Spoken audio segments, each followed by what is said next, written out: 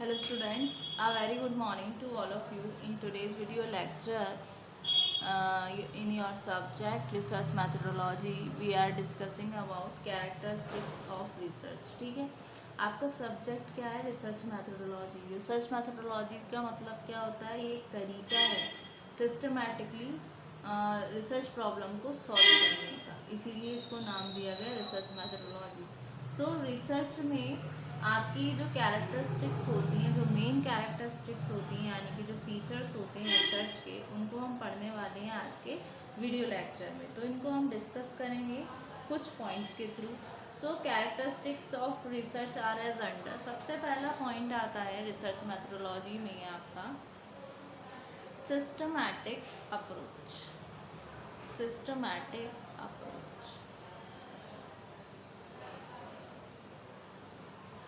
जो रिसर्च क्या है आपकी सिस्टमैटिक अप्रोच है, यानी कि जो ईच स्टेप है इन्वेस्टिगेशन का वो पूरी तरीके से प्लान्ड होना चाहिए, जिससे कि ये लीड कर सके नेक्स्ट स्टेप पर। और जो प्लानिंग और ऑर्गेनाइजेशन है वो आपकी एक हिस्सा होते हैं इस अप्रोच का। और प्लान और ऑर्गेनाइज रिसर्च रिपोर्ट जो है आपकी रिसर्च है वो कहीं ना कहीं आपका टाइम को सेव करके चलती है और आपकी मनी को भी सेव करती है। तो so one of the major characteristic of research is systematic approach. ठीक है, so each step of your investigation should be so planned that it should lead to next step. Planning and organization are part of this approach.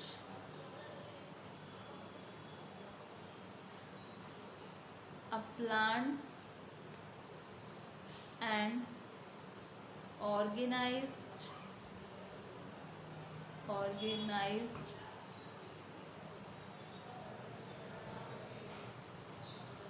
research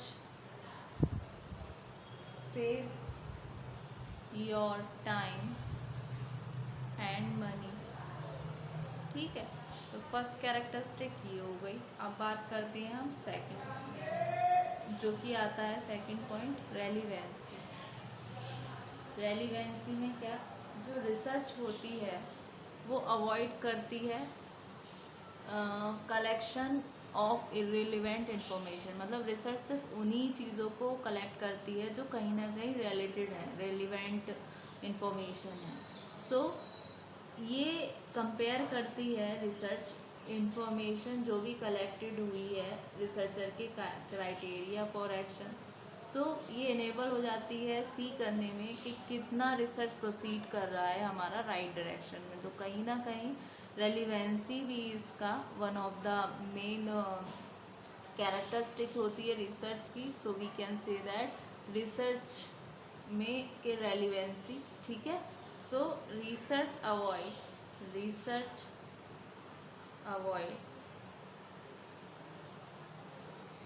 collection of irrelevant information and thus saves time and money।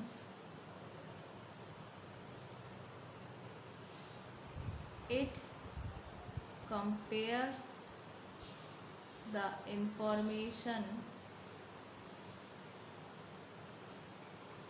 to be collected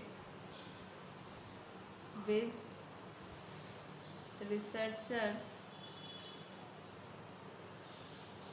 criteria for action। ठीक है, next आता है आपका, जो next इसका characteristic होता है वो आता है आपका objectivity.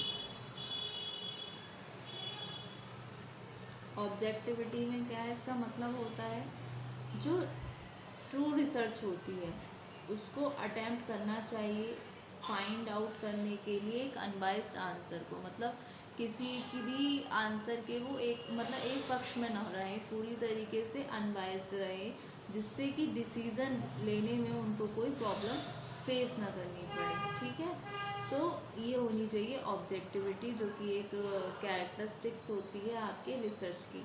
So it means that true research should attempt to find an unbiased answer to the decision making problem. ठीक है, फिर नेक्स्ट आता है आपका control.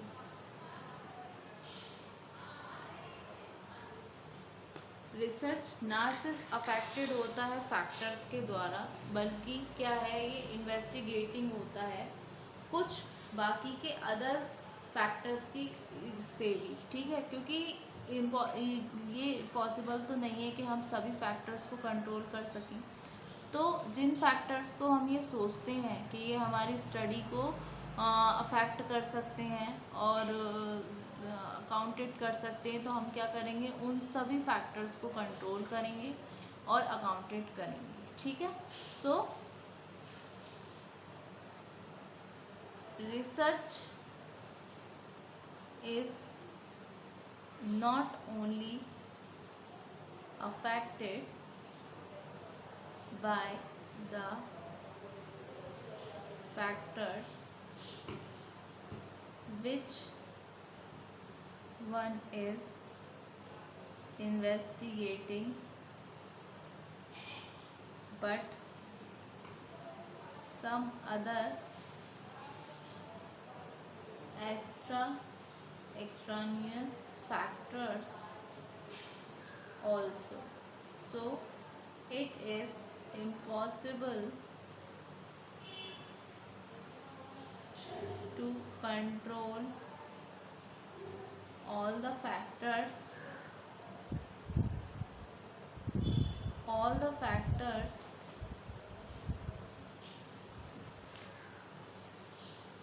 that we think may affect the study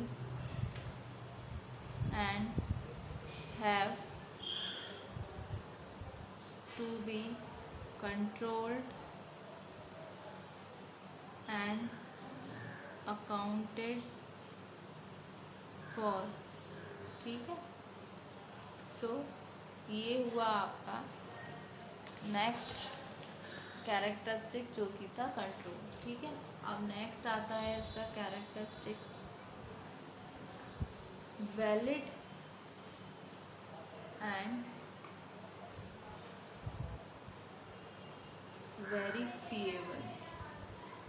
ठीक है, रिसर्च के जो रिजल्ट्स होते हैं वो इवेलुएटेड होते हैं रिसर्चर के द्वारा, चाहे वो खुद से करे या दूसरों के द्वारा। तो ये भी एक one of the main characteristic होती है रिसर्च की कि वैलिड एंड वेरीफिएबल। ठीक है, so research results are capable of being evaluated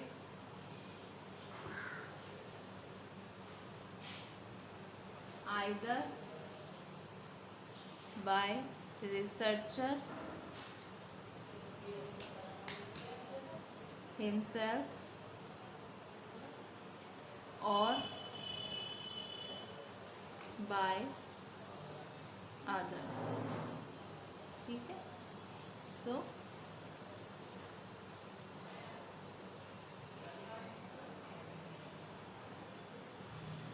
हमेशा एक लॉजिक रहता है मेथड्स और टेक्निक्स को लेकर कि क्या यूज़ हुई है रिसर्च के स्टडी के लिए, कैसे हम उसको एक्सप्लेन कर सकते हैं और क्यों हम यूज़ कर रहे हैं किसी पर्टिकुलर मेथड को। सो रिसर्च को वेरीफाई किया जा सकता है इन टेक्निक्स को वेरीफाई करके, ठीक है।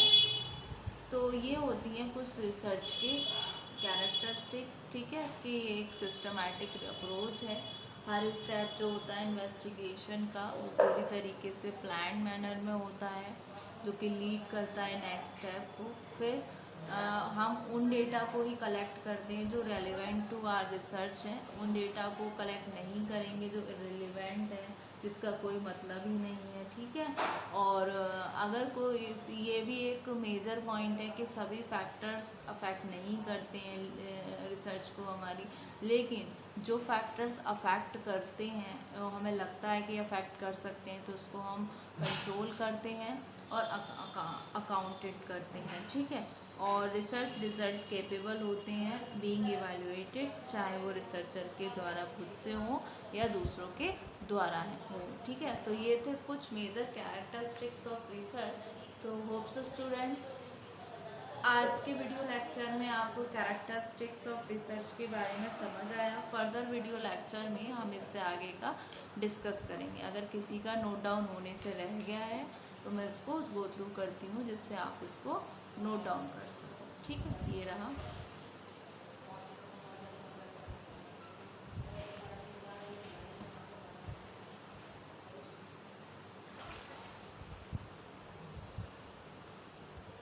Thank you so much student.